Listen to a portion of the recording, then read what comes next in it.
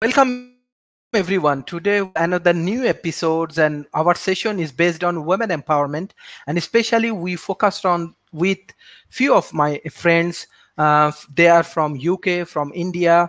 They are working as a women entrepreneurs from India and from Europe and from North America, and they have a very interesting initiative on women and entrepreneurships. They have very strong initiative for economical aspects and other things. We have our friend Madam Hawa from UK. Hello. Hello, assalamu Hello, alaikum. Sharif. How are you? Walaikum assalam. Uh, Alhamdulillah. How are you yes, yes, doing? yes. I'm fine. We have our another friends, Irams, and they are actually very successful women as an entrepreneurs, and they are doing a lot of activities. And they have their founder from Dr. Tausif. He also will join with us. So first of all, I want to request you that can you please introduce yourself with World Talent Economy Forum? Sure. Hawa, you want to go first? No, it's Yes. all right. Iram, go ahead. Okay. Yes. Hi, everyone. Thanks, Sharif, for the introduction.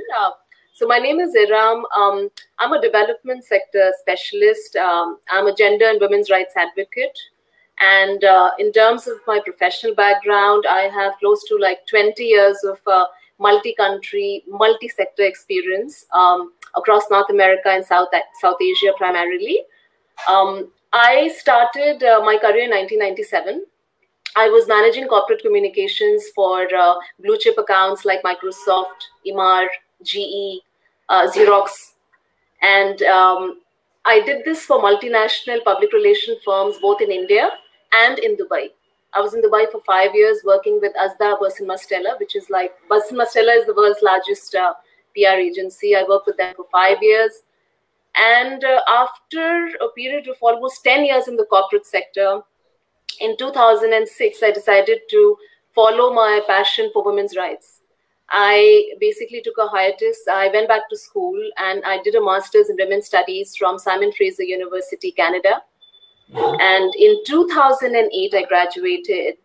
And since then to now, I have been part of the development sector. I have been working with NGOs, INGOs, and philanthropic foundations, mostly on women's rights, women's issues, gender equality. I basically help NGOs raise money, mobilize resources for the important social causes that they're working on. So that's my brief introduction. Yeah. Yes, thank you. Yes, Madam Hawa, can you please introduce yourself here? Thank you so much, Sharif, for involving me in this. My name is Hawa, and I'm originally from India, but I do live in the UK, and it's many years since I'm here. And I'm a chef by profession and a food consultant. It has been a very, very, very long journey for me because if I speak about the chef is dominantly a male profession, and it's like it's very macho, and to be a woman and in this profession and at this level, it's been a very long journey. Yes. Thank you. This is very interesting. Beside that, we have our another guest, Dr. Tausif Malik. I think he also joined with us. So we will. He already introduced himself with the World Talent Economy Forums. So as you are working with women entrepreneurships and other things, can you discuss about your ecosystem, how the entrepreneurship ecosystem working right now, and how you contributing for your society, for your country? Yes. I could speak a little bit to the generic what's happening with the women's entrepreneurship in the world today. So globally, I mean, if you look, so it's only 1 out of 3 businesses which are run by women. That's not a very encouraging stat. You will find more men actually reaching out to borrow or save money when it comes to starting the business, sustaining the business, expanding the business. And women still face a lot more challenges in accessing financial accounts and services than men. Yet, if you look at the Global Entrepreneurship Monitor report of 2018 and 19, almost 252 million women are entrepreneurs today, and 153 women are running established businesses. So there's a lot of positive trends coming up. And even in the developing countries, women, female entrepreneurship is really on the rise. 8 to 10 million, businesses basically have at least one female owner. So I think this is the best time for women's entrepreneurship really to be given a boost. And we'll be talking about the initiative in a bit. So we'll tell you how we are planning to do that. Because I think in not just giving women economic empowerment, we are also empowering the communities. We are empowering the families. By extension, we are empowering the nation. Women's entrepreneurship is not just very critical to helping alleviate poverty. It is mostly very relevant, and you will understand that, Sharif, because you're saying you worked and you've studied in the domain of gender rights. It's very critical to closing the gender gap. I think this is one way where which is going to pave the way for the equitable distribution of wealth and resources among men and women. Yeah. Yes, very interesting. Madam Hawa, can you please discuss something? Well, statistically, Iram has given you all the relevant information, but what I would like to add in here is like, we need to support one another. We need to share our knowledge. We need to share our skills. We need to extend help, and we need to mentor. If we do not help each other and as individuals, we cannot achieve anything. So being supportive to one another is more important as well. Thank you. Dr. Tausif, can you please introduce yourself? And you are one of the founder of this initiative, and you are doing very interesting work with Muslim community, with Muslim Ummah. You are helping women. Even we have different perceptions about women entrepreneurships and other things. Even first world, they know in different way. But you are coming up with a very interesting idea, very helpful for women initiatives. Can you please introduce yourself as well as your Khadija initiative? Yeah, Assalamu alaikum. Thank you, Dr. Sharif, for inviting me. This initiative is unique and it's good because, women are the cornerstone of family housing. The entire family works around the female victim. And then during the time of COVID, it's very challenging for women to implement. So when we launched the Halal Angels Network, we thought what's best way to outreach to people, do some kind of interfaith to people, and as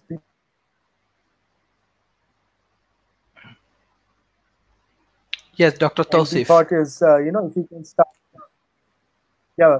So we thought Khadija initiative would be empowering women, and so it just happened that it's a great initiative, and 1,001 women would be affected, being part of a cohort. Can you guys hear me? Yes. Am I audible? Okay. So this, as I said, I've been a founder of this. Halal Angels, MBSN, Muslim Spelling Bee, Alhamdulillah, these are the ventures which I started. And the whole thing was being little, business-wise as well as being social enterprise. So I've been a social entrepreneur for years.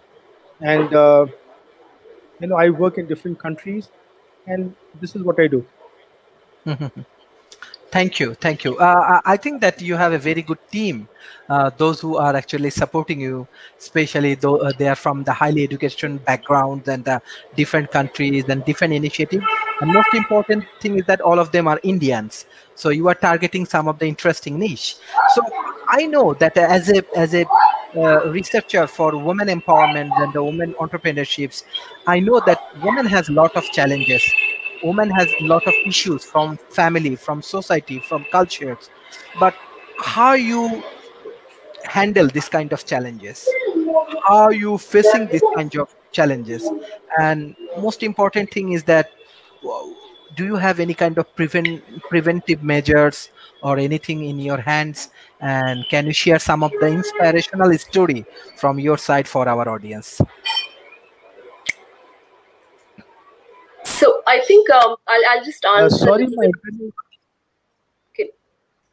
Yeah, I can hear you. Sorry, my internet is unstable, Understand. Okay.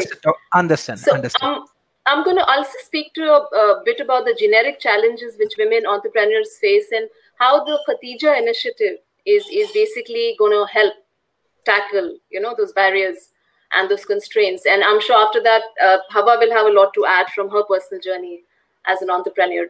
So, I mean, you're definitely looking at, three kinds of big constraints that women entrepreneurs face. One is lack of access to financial capital, which you've just mentioned. The other is lack of access to human capital. And here we're talking of skills, development, training, mentorship. Then the third one, which actually has gained importance and is becoming acknowledged, it's being acknowledged these days, is also the lack to social capital. And this refers to the networks, you were just talking, you mentioned about social and gender norms. I mean, of course, the fact that a lot of women, even when they become entrepreneurs, they are excluded from a lot of these business networks, that again is basically a function of the patriarchal gender social norms which exist, right? I could talk a lot more about the challenges, but I'm going to rest it at that. But in terms of how the Khadija initiative is structured, we are definitely looking to provide this platform to the female entrepreneurs where they can not just have access to networking, but they can have access to high quality mentorship. They have access to capital funding, not just to help startup funding, but hopefully, inshallah, to sustain and scale, which I'm sure Tausif is going to add to that more, I know. So this is a very kind of, it represents a very holistic approach. The Khadija initiative is looking at, we've looked at the systemic and the structural challenges which are faced by female entrepreneurs worldwide. And in terms of the way we structured it and what our objectives and our mission are, we have really tried to overcome or at least address all those through the different services which this initiative is going to provide, from hand-holding, networking, an avenue to strike partnerships, an avenue for peer-to-peer networking, the solidarity which is so much needed and which really will help boost women confidence and hopefully gear them towards success. Yes, I understand. Madam Hawa, how do you want to share your experience with us?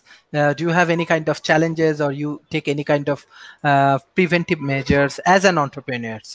Absolutely, Sharif. The thing is, it's true with women entrepreneurs, there's a lot of barriers, as not only with financial and psychological, but there's also psychological barriers for women, because women normally do experience a lot of sexism and they are not usually taken very seriously.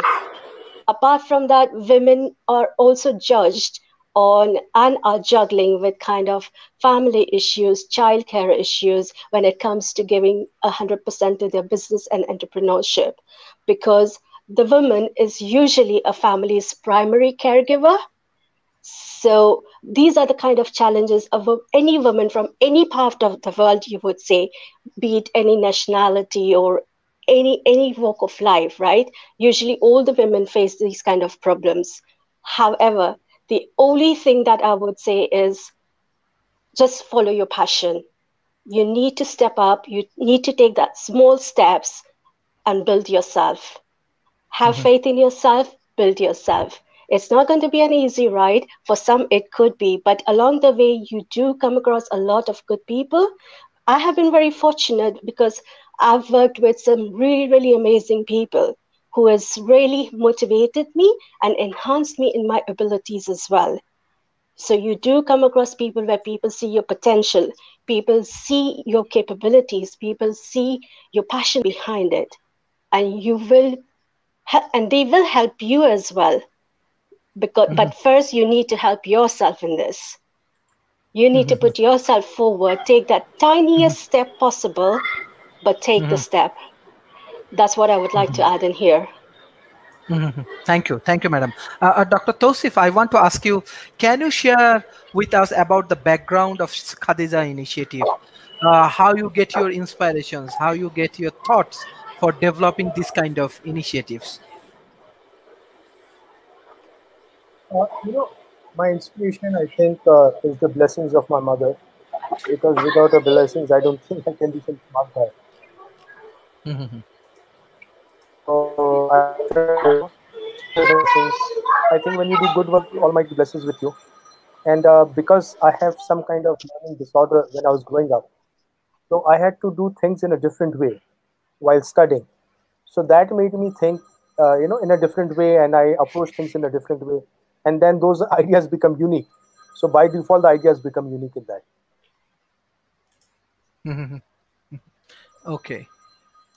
Thank you. I have a specific question because women entrepreneurships now is a very important initiative, and Khadija Foundation is actually playing a very interesting roles for doing this kind of things. My question is that, like for this women entrepreneurships, how you create the differentiations from the other platform, because now we have a lot of venture capitals, lot of organizations working with the women entrepreneurship, even the entrepreneurial initiative and other things. So how you actually differentiate yourself with your activities?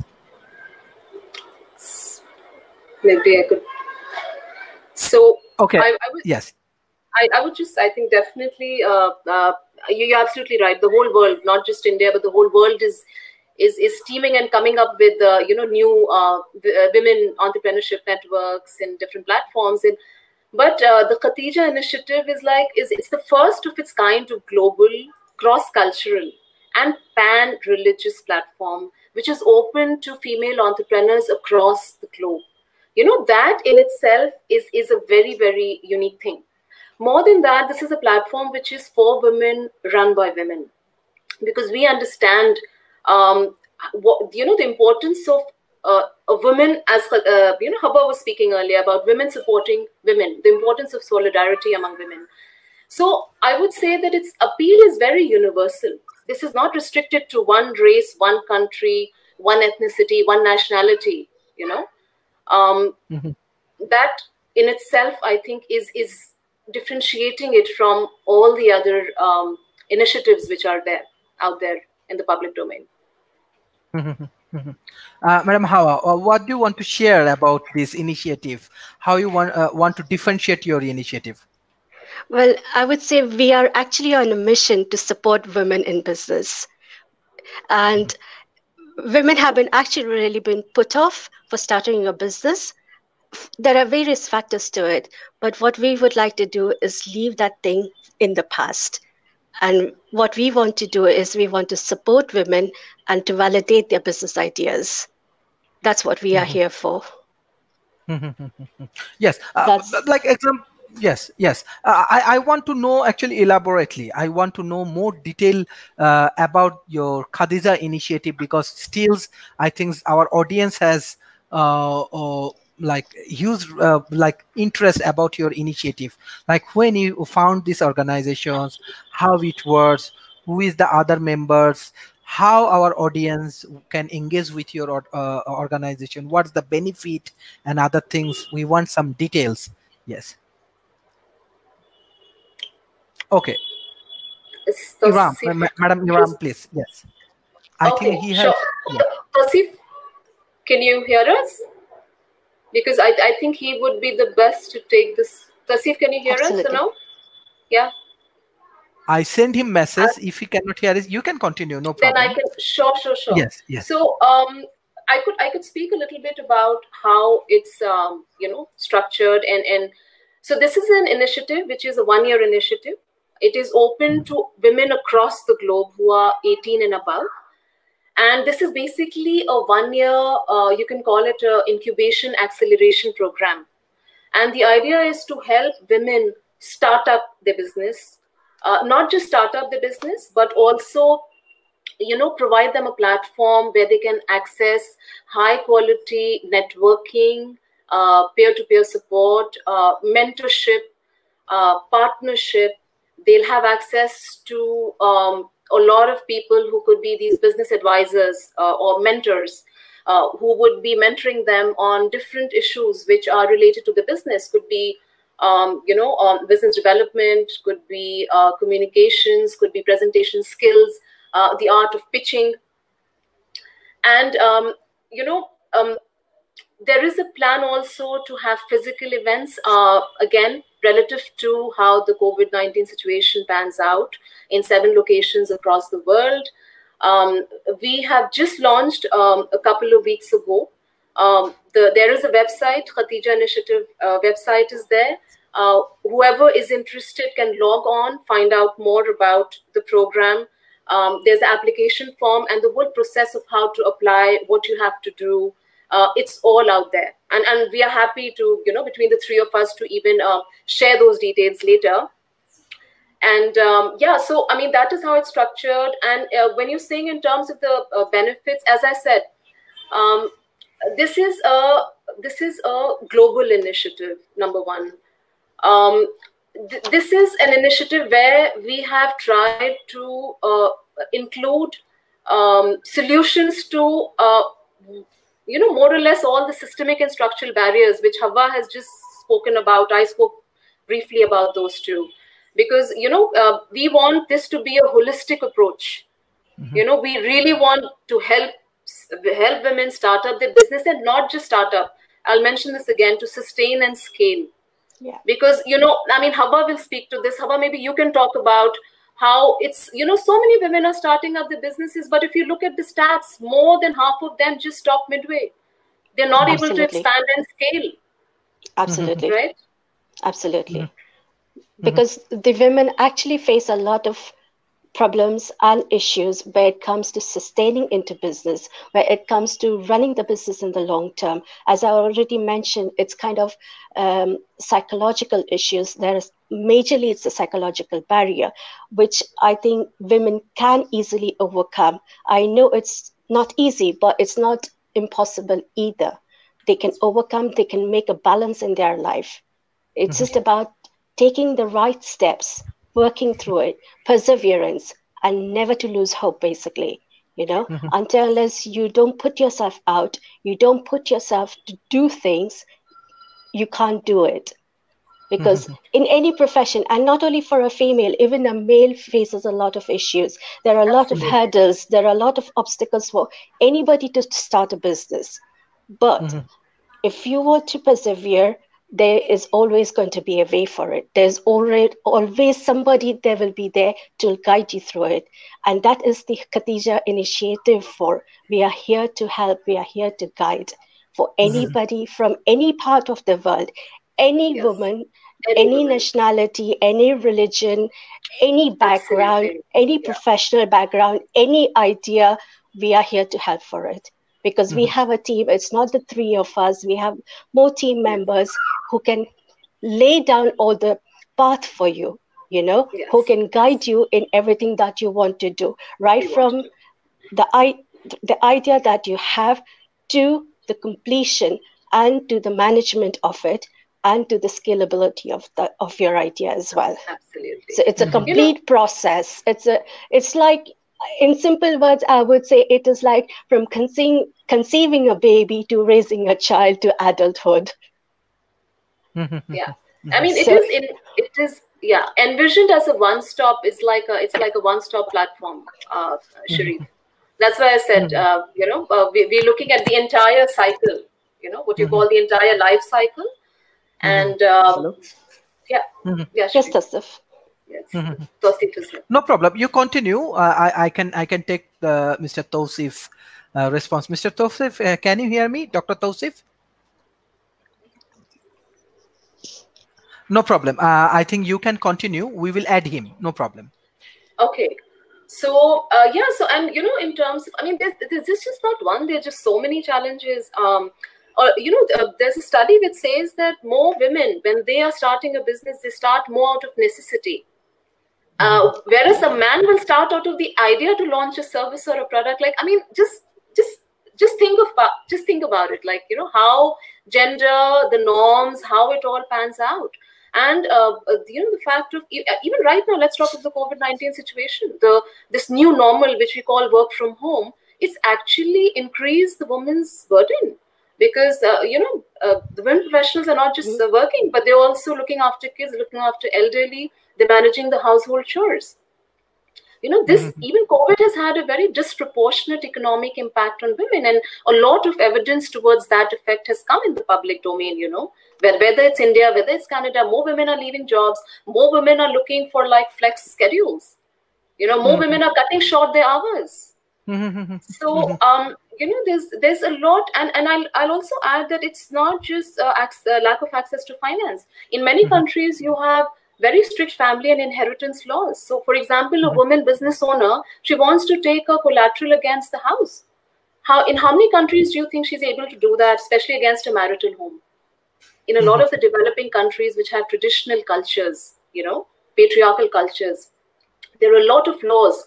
So the challenges are systemic, they're institutionalized, you know, and the Khadija initiative is we have tried to structure it in a way that it addresses a lot of these barriers and obstacles. And even as we speak, you know, plans are afoot to develop a pipeline of mentors. We are trying to get world-class global mentors on, you know, different subjects, on different focus issues, which would be very critical for a women entrepreneur. So yeah, I mean, the exciting times ahead, and hopefully, inshallah, with God's grace. Inshallah. Yes, madam. Actually, there are many audience response.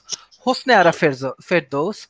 She said, "Hello, dear all. Hope it will be a nice discussion. We will learn a lot from today's talent guest. Thank you." I think they are very interested to know more about women entrepreneurships, how Muslim community can take different kind of initiative. Noor Fazrin, she said, "Hello, greetings from Malaysia. What are the major challenges I want to say developing countries women facing when they want to be entrepreneurs?" Thank you. Okay. So can you share your things? I think both of you actually originated from India. Besides that, you have a very good international exposure and experience. Can you share with us? Absolutely.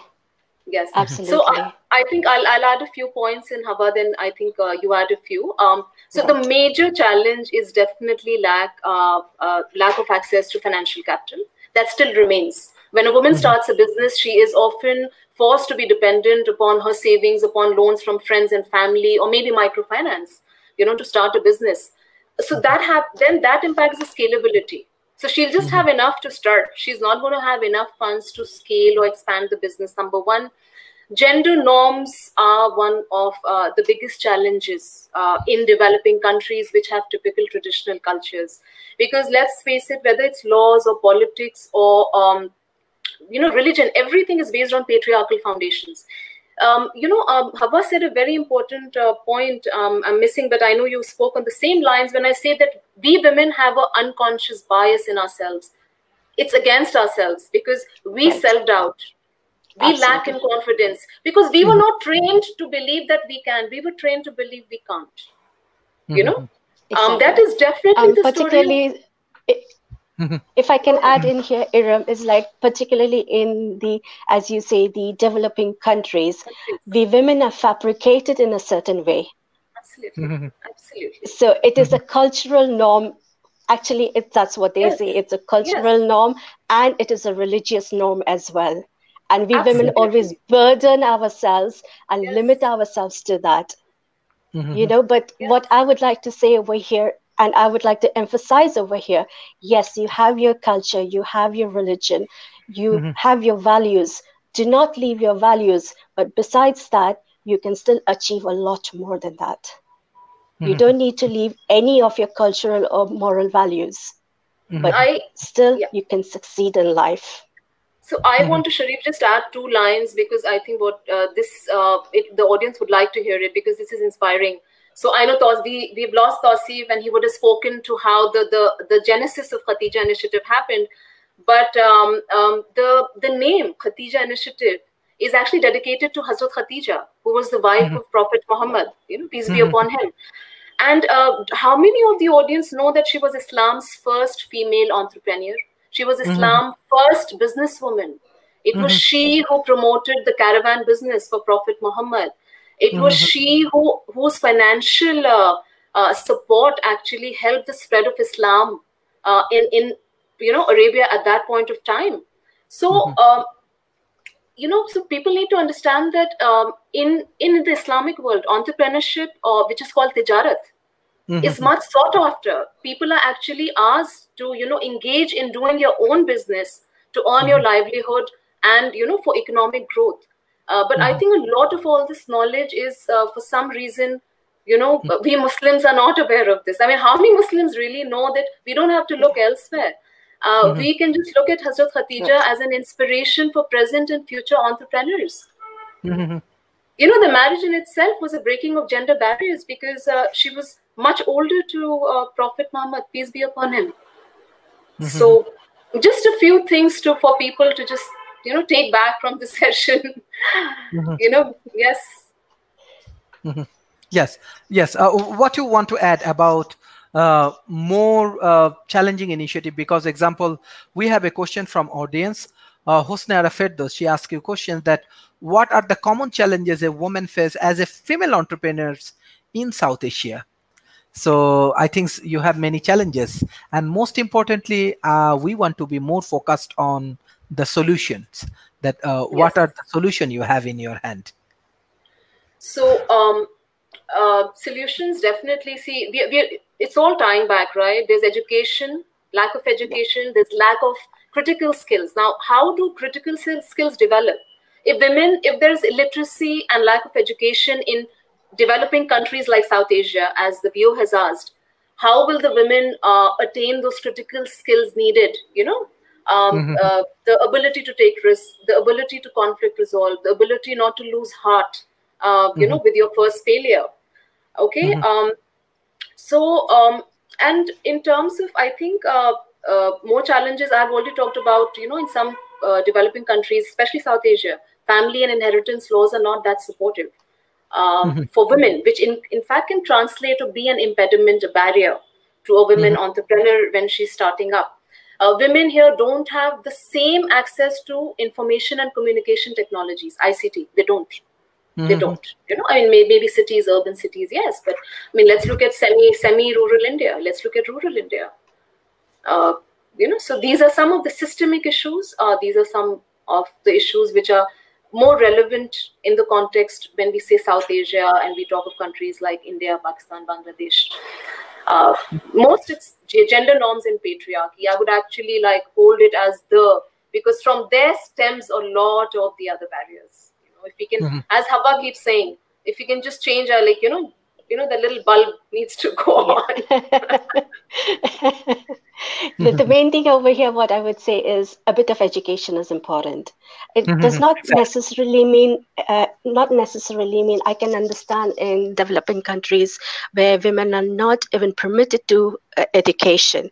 I'm not saying necessarily an academic education, right? It is relevant. It is really, really good if you can study.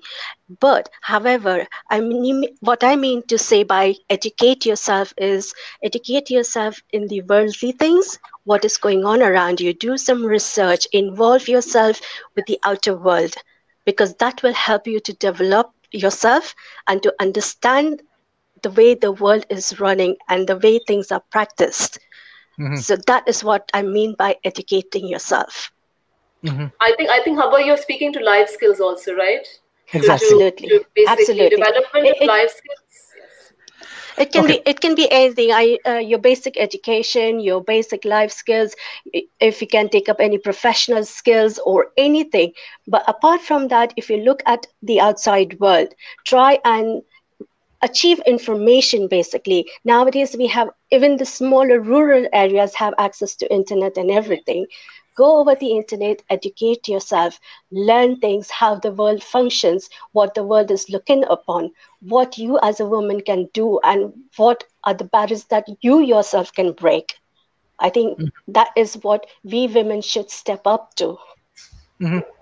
Okay, very interesting. I want to move forward because both of you are very interesting. You are taking a lot of initiative and you are trying to overcome from the present scenarios, and you are trying your best for achieve your objective. My question is that you have both of the experience from South Asian cultures as well as European and North American cultures. You have integrations both in the developed and developing nations. I do not like this underdeveloped nations, because every nation has some Absolutely. their own attitudes and own strategy to achieve their economic goals. And I think this is very important. So how do you want to share your experience from the developing nations to developed nations? What's the difference? What you learn, what you want to share? Because today there are many women actually joining with us, and they are asking you questions. Hawa, you want to take that first? Okay, Iram. Well, what I would say over here, Sharif, is that basically, right, I was born and brought up in India, but I always had my family's support for everything, undoubtedly, right? So I had the access to good education and everything. But apart from that, it depends on an individual as well, as to how much you want to go ahead in your life. What is it that you want to do, right? So it is a lot of self-motivation as well. Yes, coming from back from India, I've lived in the Middle East as well. I've lived in Dubai for several years, worked over there as well.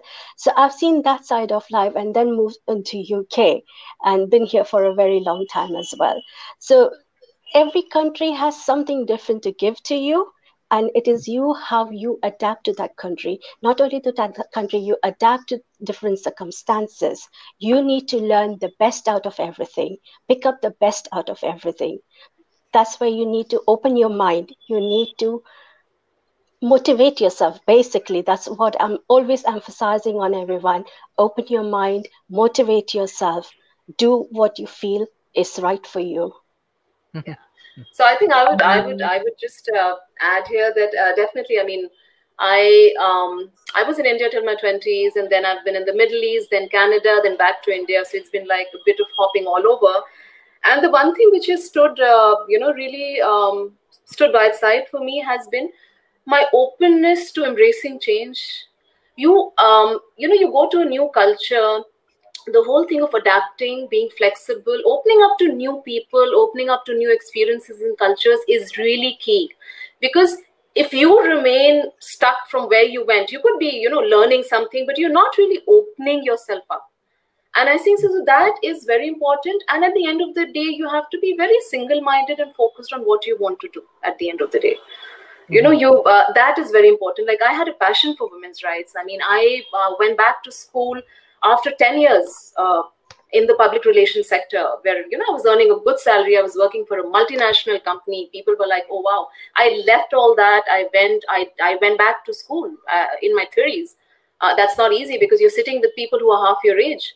But, I did it, and I entered the development sector, and I am so happy because, how emotionally rewarded I feel in this work, where I'm able to help NGOs get money to run the interventions and programs for women. Nothing equals this. So you've got to stick to your passion. You got to be open. The more open you are, you have to be like a sponge. Absolutely. Because you become so rich. I mean, today I feel, thank God, I just have this cross-cultural, interdisciplinary. I'm able to move in any crowd. I can interact, connect with people from anywhere across the globe. So it really helps if you just come out of that zone, be focused in your mission, yes, but open up, like be a sponge, I think, learn and be, because there's so much out there we don't know, I mean, there's still so much learning, I think, for both me and Hawa. Absolutely. Yes, absolutely. definitely. Learning never stops. Learning never stops. Learning never stops. Yes, I want to take a question from audience. Chandra, I think he's from Nepal. It's a wonderful discussion how content is filled when an educated woman pick out to be a job creator rather than a job seeker or a paid manager. Oh, yes, it feels wonderful. Iram, yes, Iram.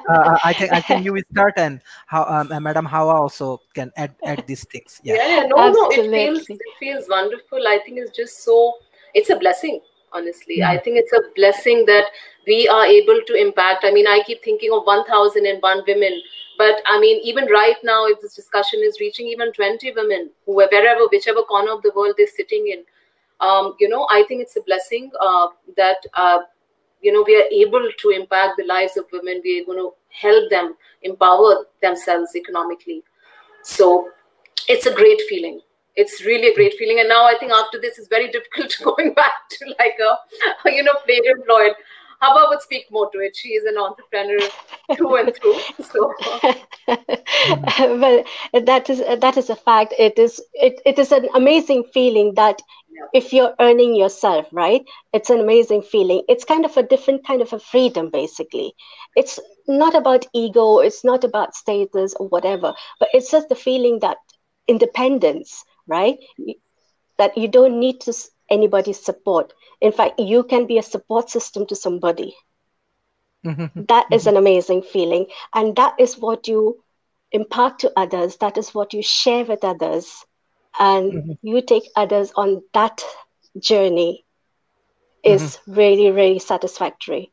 Even if in a small way, if you can mentor somebody, help somebody in any kind, even on the basic level of skills or anything, but that feeling of helping someone, pushing someone to do something, and then seeing the results in front of you, there's no words, there's no measure of words to it. It's very gratifying. I think it's very gratifying. Absolutely. Yes. Thank you. I want to take another question from audience. There is a huge response. I think if you can take all of their question, it will be very interesting. Araf Mehraz, his question is that if we have the ability to mentor a women entrepreneurship, I think Madam Hawa just introduced this mentorships and other things. I think we should consider. What's your opinion? What's your opinion about this mentorships and other, which is very important? So I'm assuming Arif is asking for yes, not for us, but for, right? Yes. Absolutely. I think if you think that you have enough to share, you have the ability to share knowledge, you have the ability to mentor, you have the ability to inspire someone. Sometimes mentorship is not just so much about hardcore knowledge or facts or details. It's about hand-holding. It's a soft skill basically. And if you have that, if you have the ability, please go ahead. You don't have to be some very expert academician or like a professional or some expert to be your mentor.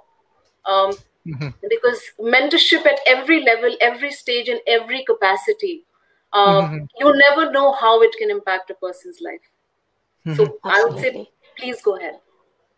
If I can give one small example over here is like, I have worked in kitchens as a professional chef. I'm working, and there are guys whom I have taught how to even use a knife, a basic knife skill, right? And now, after a few years down the line, I'm seeing them working as chefs in the kitchen. Wow. That is an amazing feeling. That is something that makes myself proud. Like, I have done something for someone, I pushed somebody from being nothing to being something. That is satisfactory. That's something, and that motivates me all the more to do something for people. Because when you see these results, when you see people achieving something, getting on a life track, getting from bottom to somewhere, that motivates me to do all the more. And that is what I mean by sharing your skill, sharing your knowledge. It's not that you share. There's a lot through the Khadija platform. There's a lot we are offering, but these are the basic things as people what we can do. Yes, excellent. There are more questions. I think if you are try to engage with their question, I can take more questions from them. Muhammad Sohail Rana, his question is that how can we make a support system for the female business owners in our society? But I want to add something because example, let's say European context and North American context and South Asian context is different. Even our governments and other things now, they are very proactive. They are thinking that women is very important for their initiative. But on the other hand, if we see that our society, our culture, example, still Bangladesh has to fighting for their rape victim, right? On the other hand, yes, on the other hand, India also have this kind of issues. Pakistan also has this kind of issues. So what do you want to say about changing the mindset that women actually a human? They have their own voice, they have their own feelings and other things. What do you think? What do you think? How we should change our mindset? I think mindset is very important. We have to think women as a part of our society. Yes. I think for this, if I can start over here, Iram, what I think over here, what I think over here is like we need to educate the men on this first, because rather than pushing your woman to do this and do that and to refrain from this and refrain from that, I think what we need to do is educate the men and show them the equality of men and women, because God has not left any difference between a man and woman. You take any scripture from any religion, everywhere they say men and women are equal, right? So on this, that's what we can start with, is educating the men and to teach them how to respect women and what is the respect of gender. That is more important. So I think, so what I would like to add here is, see a lot what we're seeing, you're absolutely right, the escalating gender-based violence against women. You know that, and the lack of realization in the public that women's rights are basically human rights. If you're violating a woman's right by, through violence, through assault, through harassment, sexual workplace harassment, that's so much in the news. It's still happening. Laws are being made. It still happens. So, and it happens in every part of the world, actually. Yes, because the whole correlation between women's rights and human rights is not really understood. Even if it's understood, it's not registered. If it's registered, it's not practiced. So we really are going back to the books where Hawa talks about absolutely educating the men, including them in the dialogue on changing gender norms, right? I would also add here that, like it or not, and I'm a woman, but I will say this, women, who practices patriarchy? Who is it through whom the patriarchal norms and the socio-cultural norms that, girls should not go out at night after dark? I remember my mother used to say that, right? Who is passing on these norms and cultures to us? It is our mothers, grandmothers, mother-in-laws are passing to the daughter-in-laws, the mothers are passing to the daughters. So I will still say that there is a need to educate even women. Women have to work for women, because the sad part is that it's women against women today. Because the custodians, remember, men don't practice patriarchy. Patriarchy is practiced via men, but through women. Now, please understand what I've said. The cultures are instituted by men, but who practices them in the homes? Our mothers, our grandmothers. It's just the way we are fabricated. It's just the way we are socialized. The socialized and normalized. So, to this gentleman, I will say that the mindset change has to happen when we are young. So the mothers have to now train the boys that there needs to be gender equity in the house. It's not only your plate that the sister will remove. Beta, you remove your plate, your sister will remove your plate. Today is your cleaning day, today is your These are very small things, but this is where the whole behavioral change has to happen. It can only happen when it's being inducted at the home and at the school level. So it starts at home. It is reinforced in school, it is reinforced at home, so that by the time these young girls and boys grow up, the whole gender and this whole sex and, trust me, that is only when we're going to see any kind of positive change happen. My mindset change is it's a long haul. Yes. One point. Even in I know in South Asia, even we count GDP. South Asia has a very good GDP, fastest growing economy. India is billions of the people live in India. Pakistan doing very good. Bangladesh doing extremely good for developing and other things. What do you think? What do you think about economic empowerments? Like economic empowerment is a part of that women freedom and women rights. What do you think about that? And most important thing is that I want to add in that way, even as a researcher in women empowerment and glass ceiling factor, I saw that women do a lot of household works, many agricultural things, many small business, handmade initiative and other things. But in our GDP, we never calculate these things.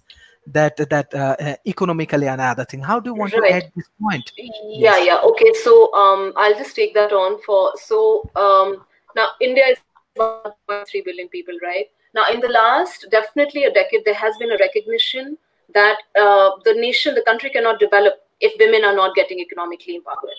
So even at the government level in India, even in the private sector level, there's a lot of push on women's economic empowerment. This is happening through, again, entrepreneurial, programs and networks and initiatives happening. This said, what you're talking about, very interesting, is what we call, in the gender world, we call it the unpaid care economy.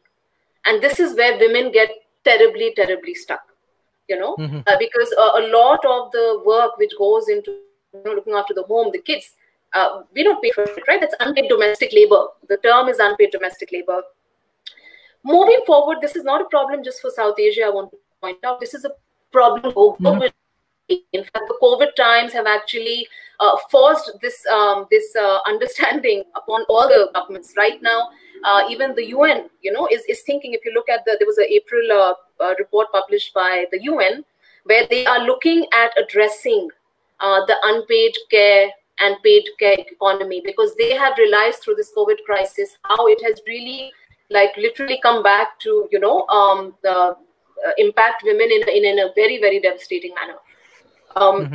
So yeah, sorry, did I miss any point where you're saying that how? So there is an understanding in India, I can speak for India definitely, that women's empowerment, as I said, if a woman is working, she is economically empowering not herself, but her family. For her family, she is empowering by extension the community. By community, she is empowering by extension the country. This realization, I'm happy to say, has come in India. It is definitely being evident both in the public and private sector. Now, another thing is laws are made, programs are made, but again, the whole thing of practice is lacking. There are excellent laws, policies are being made, programs are being made, but how much are they really there on the ground? This is the gap which is still like a big obstacle, to realizing women's economic empowerment in a holistic way. What you want to add about the women economic empowerments, Madam Hawa? How you want to add these things? Yes. Well, that's exactly the thing with, as Iram said, it's the lack of implementing these policies, the lack of implementing all the steps that are taken towards empowering women. Again, it comes down to women because we don't take ourselves seriously. We always put other things before us. We always put everybody else before us. We always put family and all other issues before being an entrepreneur. So it's exactly what we need to do. It's changing our own mindset, because that is the major hindrance for us to move forward. Yes. Thank you. There is another important point you come about the policy making. So actually, how policymakers play an important role. How actually policymakers play their roles. Like government can play their roles for women empowerment and these things. So see, I think Iram is the best person to answer this. Can you hear me? Okay. Yes. So you see, policymakers, the first thing they should do, Can you hear me? Okay. So is to make women and girls central to whatever planning is being done, for economic empowerment. What is lacking in a lot of these policies and laws or whatever which are made is that there's no stakeholder consultation. When you're passing a law, when you're passing a policy on women, you have to make sure that you are consulting all the stakeholders which are connected with women. So whether it's women's groups, whether it's NGOs, whether it's community, whether it's media, whether it's lawyers, whether it's researchers. So I just feel policymakers need to firstly really engage in stakeholder consultation before they make a policy. That I find like a lack, not just here, but even globally. There needs to be a lot more research, survey going on before you come out with that. And you need to go and speak to the women. See what they want before you formulate, because I'm sorry, a lot of these policies, especially in South Asian countries, are made by men. They are men who are making policies on women, on whether it's violence against women policy, whether it's economic empowerment policy. You know, we may have a token, I mean, again, we may have token women ministers, but I'm sorry, the whole discussion, the decision making is happening by the males. Why is that? So we need to see more and more women actually up there in the legislatures, in the parliaments, you know. The decision making has to come from the women for women. And I say this because experiential knowledge is very necessary. You know, just as we are seeing on the Khadija initiative, it's a platform run for women by women, not to say that it will not include men. You know, we may have them on board as mentors, as advisors, and of course the angel investors, but you know, that whole understanding, the whole gender lens, I feel for that a woman's presence is very necessary in policy making, and they have to be made central. So even with the, you know, India passed an economic stimulus package, but it really didn't work for women. It hasn't really worked. Now, you know, the survey is happening to see what were the challenges and all. So, you know, and outreach is very important. A lot of these policies and programs are there, but the women at the rural level, they don't know about them because there's lack of awareness. Women don't know that there's this very good program, you know, which they can apply for. So outreach is missing. And in both at the public sector and the private sector level, these policies and programs don't actually reach the women that they need to. Yes, there are actually huge response from different countries. I want to take more question, if you allow me. Even if it's 1 hour of session, I have to extend because of huge response from South Africa, from Europe, from South Asia, from Malaysia, and everywhere. Can I extend these sessions? Like for more 10 to 15 minutes? Hawa, sure. Yeah, I can give another 5 minutes, no issues. Okay. Actually, Sharita Sharma, her questions, I think she's from India.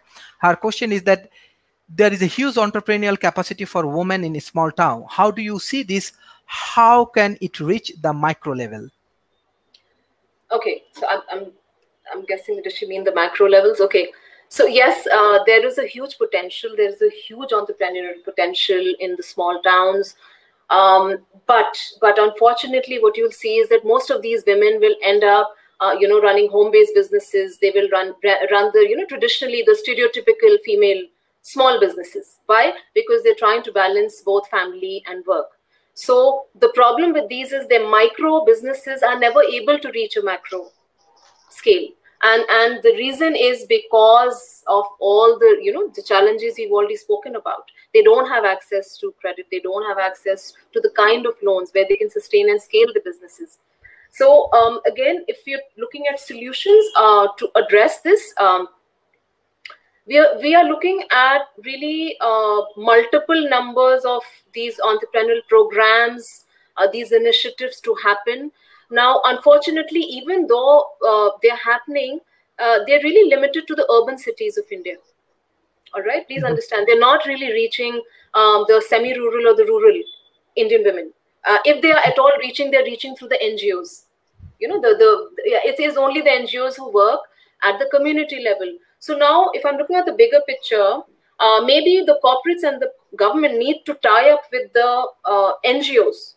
Because it's the NGOs which have the outreach to these women who live in the villages and who want to start a business, who are starting a business. So yeah, so I mean, that's where I think that is one way where we can actually look at creating an ecosystem where, you know, so the government has the funds, the private sector has the funds, but they're only reaching female entrepreneurs who live in the cities like Delhi and Bombay and Calcutta. They're not reaching somebody sitting in, I'm sorry, like, you know, cities like Kanpur. I don't know how familiar you're with India, but I'm just giving an example of a small city. I don't know if they're reaching the women there, and if they're reaching the women further down in the villages. So the way I look at it, Sarita, is that there needs to be a collaboration between the government, the private sector, the NGOs, for the female entrepreneur who's living in the village, you know, for her to be supported through the right channels, through access to, you know, financial, social, human capital, for this to take shape. Yes, Madam Hawa, do you want to add something on this micro Well, initiative? it could also be done in a way as if they could start kind of a community service or something, community service centers in smaller rural areas, especially where you see a lot of talent. There's a pool of talent in the smaller rural areas in women as well, but they do not have access to actually become entrepreneurs or get into business or even get out of their space to do something. So, if we could start something like that to set up small community centers for these smaller communities where they can access all sorts of information and support, I think that is an initiative where we all could, chip in and do something for the community. Sharif, I really want to add one point, which I think is very pertinent to Sarita's question, which is that we have to keep in mind the digital and the class divide in countries of South Asia. There's a huge digital divide. So, and that comes to it, again, technology, the connectivity, there's a class divide. So your access to resources, to education, to capital, everything is impacted by the class you come from in a lot of South Asian countries. So, when we're talking of, the solutions, one of them is also to create solutions to address the digital divide, to address the class divide, because this again impacts the women, Yes, especially excellent. in the rural areas. Yes, I want to take another question from Professor Chandra. I think he's from Tribhuvan University, Nepal, and he also a mentor for women entrepreneurship and youth engagement. His question is that how can a woman innovate herself? What key thoughts would you love to share with the young generation who measure success outside?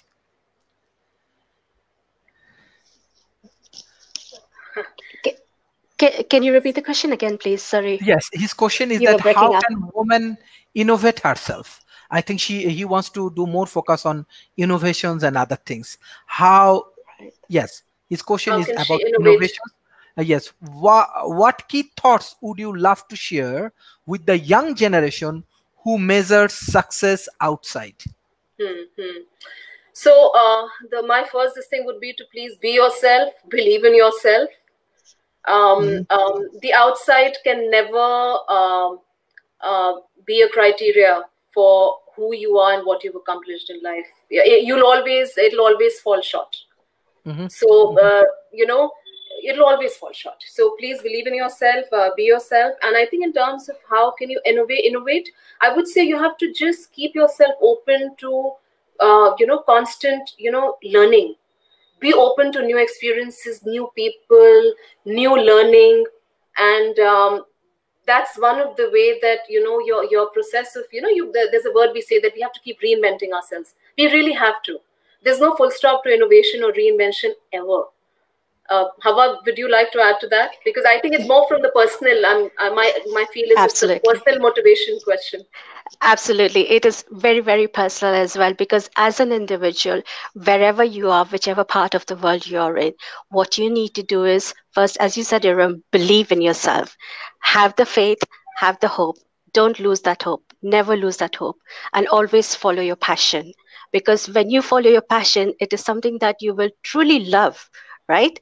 And if you truly love something that you are doing, it can never fail. It can never fail. And it can never stress you out either, because if you love something, you will enjoy it, and you will find ways to make it better. Because yes, when you follow your passion, you are totally immersed into it, so you can never fail from there. Yes, excellent. I want to take another response from audience. Actually, she write a big message. She's from one of the big think tank, TAFFS, Transdisciplinary Future Discussions. She said that Brenda, this is a global issue, and since women suffer the same way, regardless of where they are. Laws are there, but they are not enforced. The underlying process and support system required to make it real on the ground are lacking. So what do you want to say about her recommendation. She's actually engaged with a global think tank from USA, and she is working with South Africa, and they are really doing very good job. So yes, I think these issues actually recognized by the global personality. So how do you want to explain? No, I think she's because this is an observation, it's not a question. I'm totally going to agree. There's a lot of very good work happening in Africa when it comes to women's entrepreneurship. I read about it. Of course, I don't personally experience. I read about it. I mean, it's got some great stats. They're really outdoing even the West when it comes to, in terms of the numbers and stats. And you're absolutely right. The policies, the programs are there, but they don't often reach implementation stage. And there are a lot of gaps and barriers in between. So a lot of work does need to be put in to addressing these implementation gaps. Because as I said, it's all on paper, but if it's not really seeing the reality of day, it is really of no use. But then I think we have to really innovate and brainstorm on how, like what's happening. So one is saying that, okay, well, we have laws against rape and all, they're not being implemented. That's one thing. But this is the women's, entrepreneurial initiatives and policies. And I think, again, we'll have to just, look at a whole way of how to overcome those challenges, collaborate with the stakeholders. I'll say that again because it's really important. Because this is, again, women's economic empowerment is a woman's right. By extension, it is a human right. So you are looking at going through the same stages. Like we've come where we have when it comes to reducing violence against women, recognizing women's rights. Now suddenly the focus in the last decade, it's coming to be on women's economic empowerment and by extension on women's entrepreneurship. So I just feel we'll have to just do the whole cycle again. Yes, thank you. I want to take the last question from audience. Hosna Firdaus, her question is, how much can information technology help women entrepreneurs? Do you think women are getting enough opportunities and contributing in technology? I think, what do you want to say about technology in women entrepreneurships? So the data is not very encouraging. I'm not part of the technology sector, but then I do know that there is a huge gender gap in the technology center. When it comes to technology sector, when it comes to women's participation in the technology workforce, when it comes to women entrepreneurship. And there's a huge gender gap which still exists. Now, again, we are looking at the same systemic and structural barriers which obstruct women in the other sectors too. But in technology, as from what I have read and what from I hear in the industry, in India and globally, is that it's actually worse. Like the gender discrimination is really bad. Like there's a huge gap. There's a huge gender gap when it comes to technology entrepreneurship. It is there. It is there now. I think in terms of solutions, we have spoken to a lot of solutions. But it's going to be the same. It's going to be the same. But I think a good question to wonder is, why is it that much in the technology sector? I think it again comes down to women, right? It again comes down to women. If you don't take the initiative, you can't even blame others for it. So I think like in India, again, data has proved that STEM is like science, technology, engineering, and maths. We call it STEM. The participation of girls studying STEM was low. And now there's a huge push by the government and the private sector to increase that, because when they graduate in STEM is when they are going to pursue careers in technology. So this gender gap, or this gap, could have been, again, we're looking back at the whole thing that, it's science and math is more for men. So again, we're looking at the whole gender thinking. And yes, absolutely. Yeah. True. My brother was not allowed to pursue arts. My brother was forced to pursue science by my dad. I hope he's not listening in. And I was allowed to do English honors. I just went ahead and did English honors because the understanding was that I'll marry at a certain, I'll get a suitable boy and I'll just do English honors. I may know nothing with it. So, yeah. Thank you. Basically, we come up with a very interesting idea about policy about social issues, about even Muslim Khadija initiative. Like this is actually historical issues you are just come up with in this 21st century, and you have a very interesting idea, and you want to contribute for your nations as well as for the global community.